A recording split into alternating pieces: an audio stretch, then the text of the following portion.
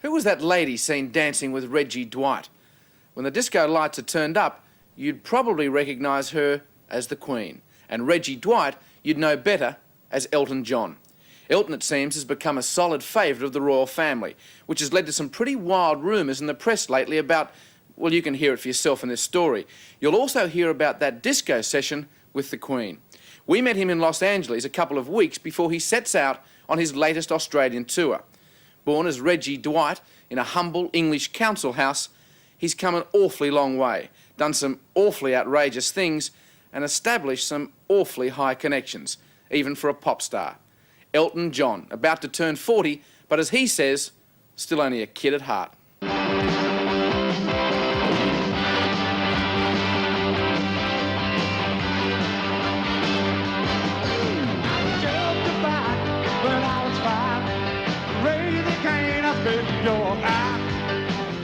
I feel very young again. It's like, this is fun, let's do it. The moment it stops being fun, then I will stop again. But it's if you're a musician and you're creative, and you feel creative, then go out there and do it. If it's becoming a routine, and just stop. 40 years young. Yeah, 40 years. I mean, I feel as the same way as I did in 1970. I'm just like a little kid. Elton John, the Peter Pan of the rock and roll industry. The 40-year-old who'd rather be 14. I mean, one grows up as one gets older, one matures, but there's that side of me that makes me very happy when I'm just bouncing all the time, and that's happening at the moment. I've got to be very thankful for that after all this time. After 16 years, you serious? I feel like I do now. It's incredible.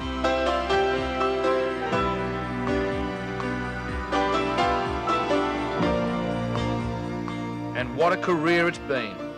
A career that took a nosedive when he told the world he was bisexual.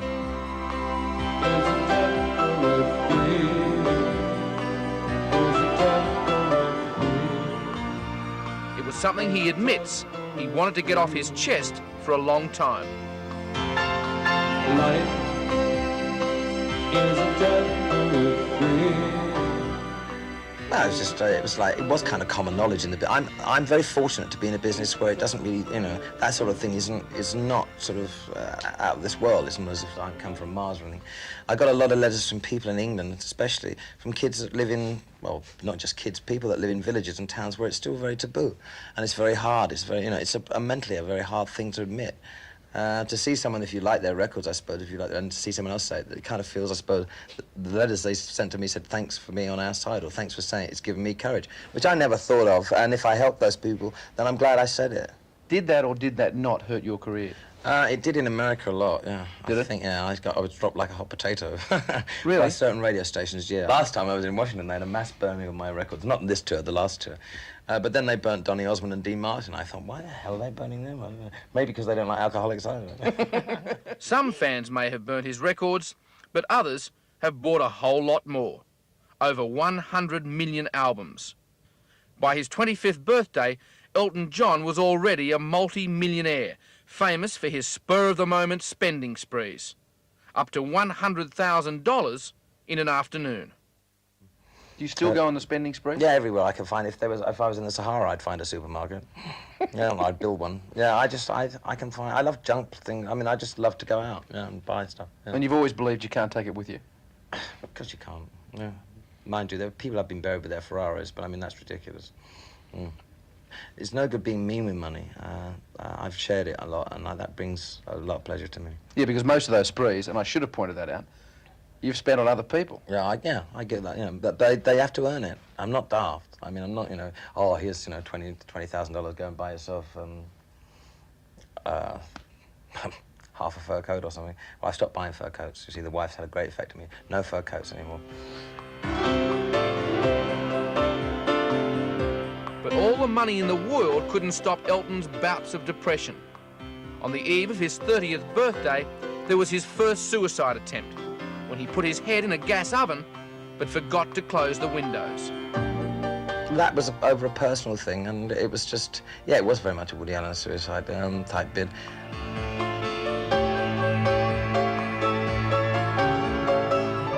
Then, a few months later, there was his second attempt at suicide, when he swallowed dozens of sleeping tablets.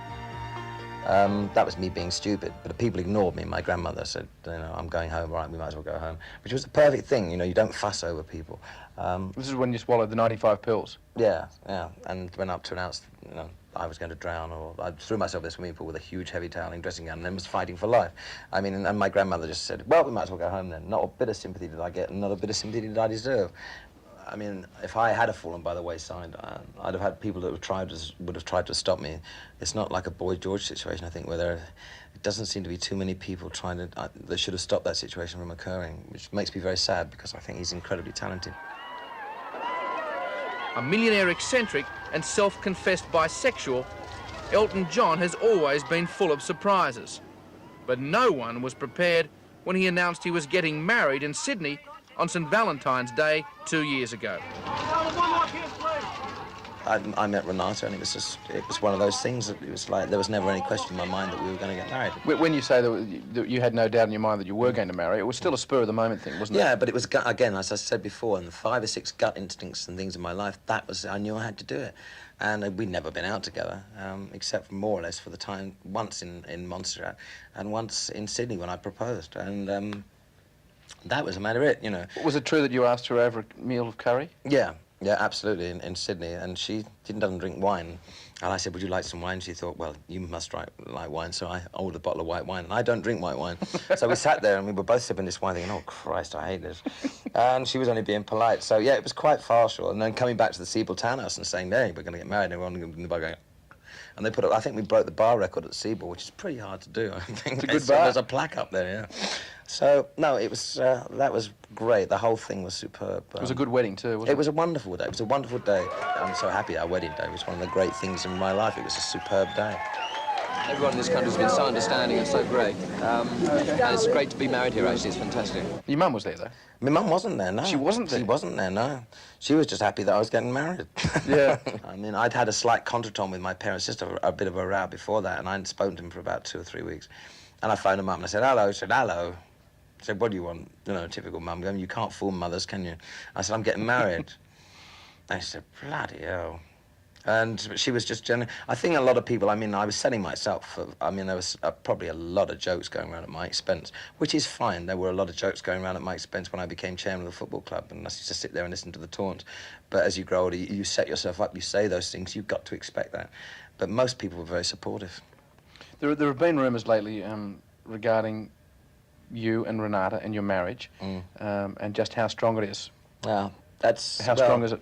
It's very strong. It's getting stronger all the time. I mean, I've been away from her a lot on tour, so I mean, there was a rumour saying that we had a row and I moved out into a hotel in London. I did move into a hotel in London because she kicked me out of the house because we were having the kitchen redone. So I'm not have you getting up at 7 o'clock in the morning with the builders here being grumpy, get out to London. And, you know, she's coming out to Australia, to the Sydney shows. She won't be on the start of the tour, and she won't be arriving with me Australia, so before rumours start there, she will be on the Sydney part of the tour. She does have other things to do. She's got the house to look after and everything like that. But we are very close. I mean, it hurts her to see that, you know, I can cope with all that press because I've been used to it, but when you see things, and they do make up things, it gets to her a little. She's getting better at it, and she's been a major brick as far as that's concerned.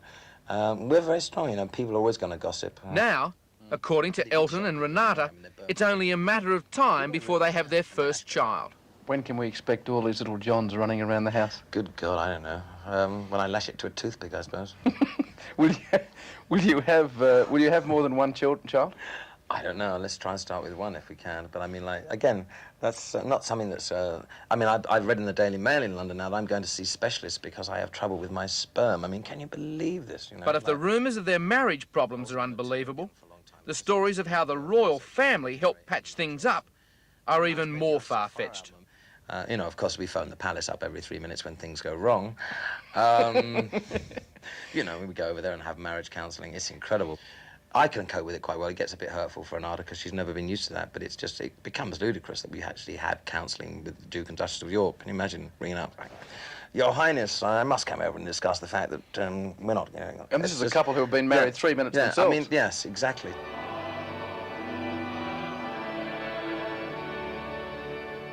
Elton, you've always been an Englishman to your bootstraps. How does an Englishman from your fairly humble background feel being a good friend of the royal family? It's quite like a fairy tale, really. Probably wrong word to use, but I mean, like, it's quite extraordinary.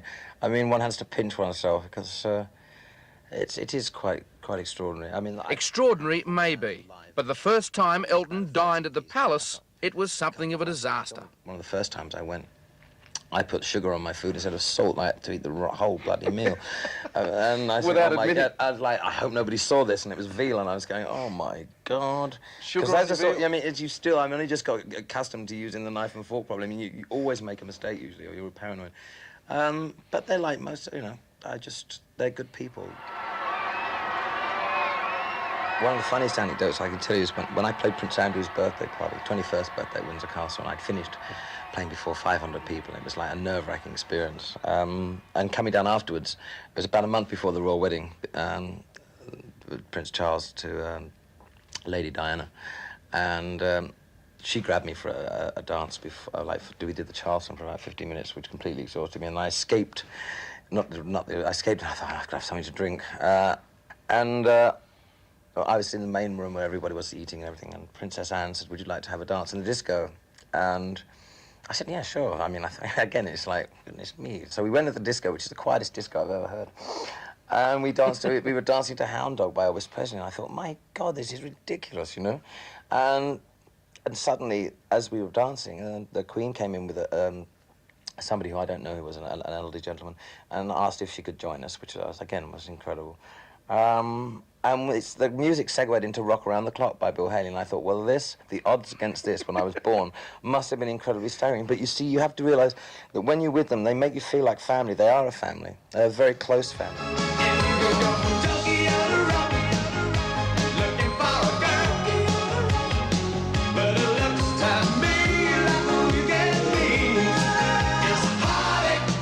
As outrageous as ever, Elton is about to return to Australia, where he not only chose to marry, but to a place he calls his second home.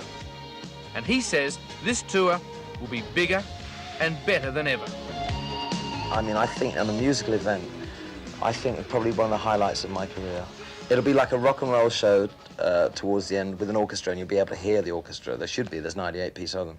I would hope it would probably be one of the musical events, the best musical events Australia's ever seen. I'm glad we're doing it down there. I think and the more I think about it, I get chills.